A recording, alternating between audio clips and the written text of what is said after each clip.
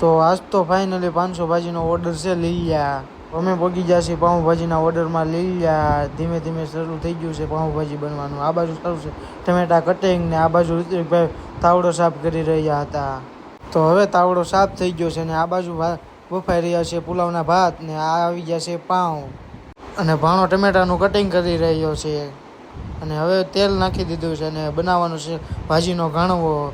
તો હવે મેં ધીમે ધીમે ભાજીનો ઘાણો બનાવવાનું ચાલુ કરી દીધું છે. તો હવે તો આવી ગઈ હતી અમૂલની છાશ. પછી તો ઋત્વિકભાઈ રગડો વગાડવા બેસી ગયા અને તાવડો ભરીને રગડો વગાડી નાખ્યો. અને આ બાજુ બની રહ્યા છે પુલાવ.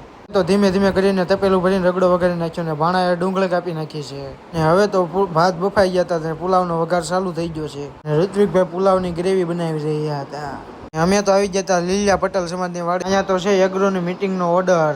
જોઈ રહ્યા છો તપેલો બનીને ઘાણવો બની ગયેલો છે. તો હવે તો પુલાવના ભાત નાખીને પુલાવ હલાવવાનું ચાલુ કરી દીધું છે ઋત્વિકભાઈએ. હવે તો ગાજર ને કાજુ નાખીને ભાત હલાવીને તૈયાર થઈ ગયા છે. હવે તો ફાઇનલી પુલાવ બનીને તૈયાર થઈ ગયા છે. હવે તો પાઉંભાજી બનવાનું ચાલુ થઈ ગયું છે ધીમે ધીમે. અને હવે નાખી દીધું છે આદુ. હા, તમારે લગ્ન પ્રસંગમાં કે ઓર્ડર આપવો હોય તો આપી શકો છો. અને નોરતામાં પણ ઓર્ડર લઈએ છીએ. અને હવે તો નાખી દીધું છે લસણ. લસણને થોડીક વાર સડવા દેવાનું ને પછી નાખી દેવાના મરચાં ડુંગળી. અને હવે તો નાખી દીધા કોબી મરચાં અને ત્રણેય મિક્સ.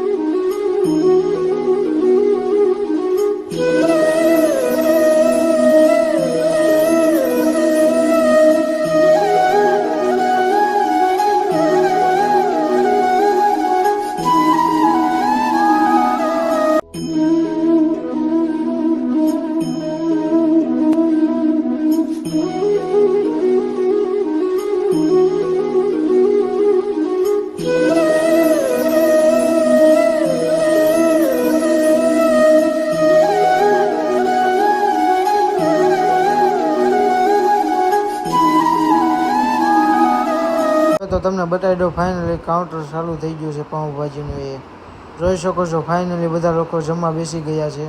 ધીમે ધીમે કરીને લાઈન ચાલુ થઈ ગઈ છે આગળ.